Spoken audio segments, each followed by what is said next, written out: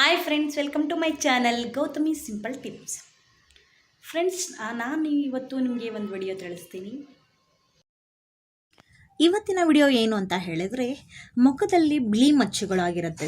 ತುಂಬ ಚೆನ್ನಾಗಿ ಆಗಿರುತ್ತೆ. ಎಂಜಲು ಮಚ್ಚುಗಳು ಅಂತ ಕೂಡ ಕರಿಬೋದು. ಈ ಥರ ಬಿಳಿ ಮಚ್ಚುಗಳನ್ನ ಹೋಗಲಾಡಿಸೋದು ಹೇಗೆ, ಇದಕ್ಕೆ ಒಂದು ಮನೆ ಮದ್ದು ಇದೆ. ಒಂದು ಆ ಗಿಡದ ಕಾಯಿಗಳು, ಆ ಗಿಡ ಯಾವುದು ಅನ್ನೋದು ತೋರಿಸ್ತೀನಿ. ಬನ್ನಿ ವಿಡಿಯೋ ಸ್ಟಾರ್ಟ್ ಮಾಡೋಣ.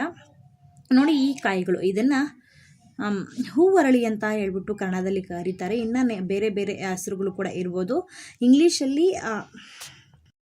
ಪೋರ್ಟಿಯರ್ ಟ್ರೀ ಅಂತ ಕರೀತಾರೆ. ಕನ್ನಡದಲ್ಲಿ ಇನ್ನೊಂದು ಹೆಸರು ಬುಗುರಿ ಮರ ಅಂತ ಕೂಡ, ಬುಗುರಿ ಗಿಡ ಅಂತ ಕೂಡ ಈ ಒಂದು ಗಿಡಕ್ಕೆ ಕರೀತಾರೆ.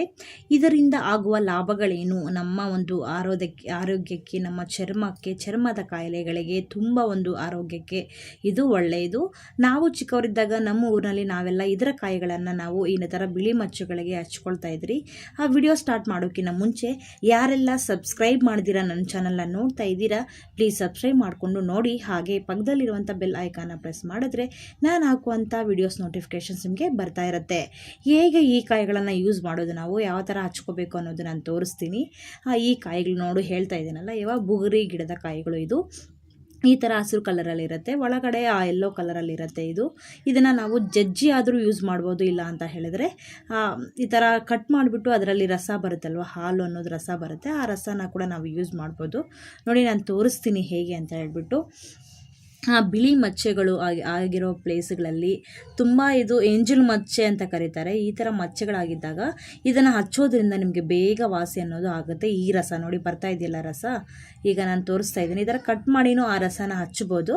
ಇಲ್ಲ ಅಂತ ಹೇಳಿದ್ರೆ ನೀವು ಜಜ್ಜಿಬಿಟ್ಟು, ಈ ಕಾಯಿಗಳನ್ನ ಜಜ್ಜಿ ರಸ ಬರುತ್ತಲ್ಲ, ಆ ರಸವನ್ನು ಕೂಡ ಈ ಥರ ನೋಡಿ, ನಾನು ಎಲ್ಲಿ ಕೈಗೆ ಹಚ್ಚಿ ತೋರಿಸ್ತಾ ಇದ್ದೀನಿ, ನೀವು ಆ ಥರ ಫೇಸ್ಗೆ ಆ ಥರ ಆಗಿರೋರು, ಬಿಳಿ ಮಚ್ಚೆಗಳಾಗಿರ್ಬೋದು, ಕುರ ಆಗಿರೋ ಪ್ಲೇಸ್ಗಳಲ್ಲಿ, ಮತ್ತು ಗಜ್ಜಿ ಅಂತಾರಲ್ಲ, ಈ ಥರ ಕಾಯಿಲೆಗಳಿಗೆ ತುಂಬ ಯೂಸ್ ಆಗುತ್ತೆ. ಈ ಒಂದು ರಸನ ಹಚ್ಬೋದು. ಈ ಹಚ್ಚೋದ್ರಿಂದ ನಮಗೆ ಬೇಗ ವಾಸಿ ಅನ್ನೋದು ಸ್ವಲ್ಪ ದಿನಗಳಲ್ಲಿ ನಮಗೆ ಗೊತ್ತಾಗುತ್ತೆ. ಇವಾಗ ಯಾರಾದರೂ ನಾವು ಬೇರೆ ತಟ್ಟೆಗಳಲ್ಲಿ ಊಟ ಮಾಡಿದ್ರೆ ಸ್ವಲ್ಪ ಜನಕ್ಕೆ ಆಗೋದಿಲ್ಲ, ಮಚ್ಚುಗಳೆಲ್ಲ ಬಂದುಬಿಡುತ್ತೆ. ಚಿಕ್ಕವರಿದ್ದಾಗೇ ಬರುತ್ತೆ, ಮಕ್ಕಳಿಗೂ ಕೂಡ ಬರುತ್ತೆ, ದೊಡ್ಡವ್ರಿಗೂ ಬರುತ್ತೆ. ಆ ಒಂದು ಮಚ್ಚೆಗಳಿಗೆ ಇದನ್ನು ಹಚ್ಚೋದ್ರಿಂದ ನಮಗೆ ಬೇಗ ವಾಸಿ ಅನ್ನೋದು ಆಗಿಬಿಡುತ್ತೆ. ನಾನು ತೋರಿಸ್ತೀನಿ ಕೆಳಗಡೆ ಅದು ಪಿಕ್ಚರ್ ಯಾವ ಥರ ಇರುತ್ತೆ ಮಚ್ಚೆಗಳು ಅಂತ ಹೇಳಿಬಿಟ್ಟು ಅದು ತೋರಿಸ್ತಾ ಇದ್ದೀನಿ, ನೋಡ್ಬೋದು ನೀವು. ನೋಡಿ, ಈ ಥರ ಕಟ್ ಮಾಡಿ ನಾವು ಯೂಸ್ ಮಾಡ್ಬೋದು.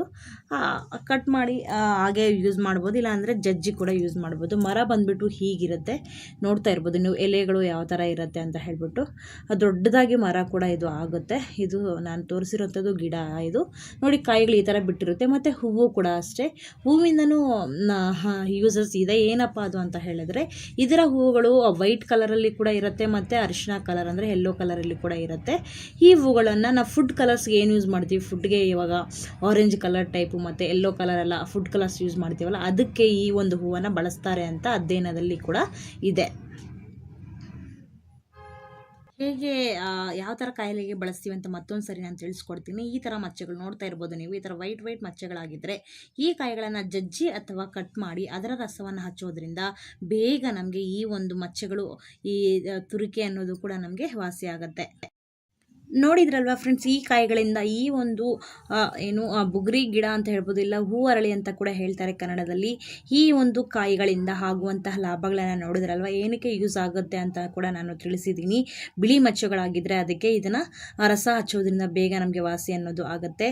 ಮತ್ತು ಚರ್ಮದ ಯಾವುದೇ ಕಾಯಿಲೆಗಳಾಗಿರ್ಬೋದು, ಕುರ, ಗಜ್ಜಿ, ತುರಿಕೆ, ಆ ಥರದ್ದೆಲ್ಲ ಕಾಯಿಲೆಗಳಾಗಿದ್ದರೂ ಕೂಡ ಈ ಒಂದು ಕಾಯಿಯ ರಸವನ್ನು ಹಚ್ಚೋದ್ರಿಂದ ಬೇಗ ವಾಸಿ ಅನ್ನೋದು ಆಗುತ್ತೆ. ಈ ವಿಡಿಯೋ ಇಷ್ಟ ಆದರೆ ಖಂಡಿತ ಲೈಕ್ ಮಾಡಿ friends. Thank you, take care, bye.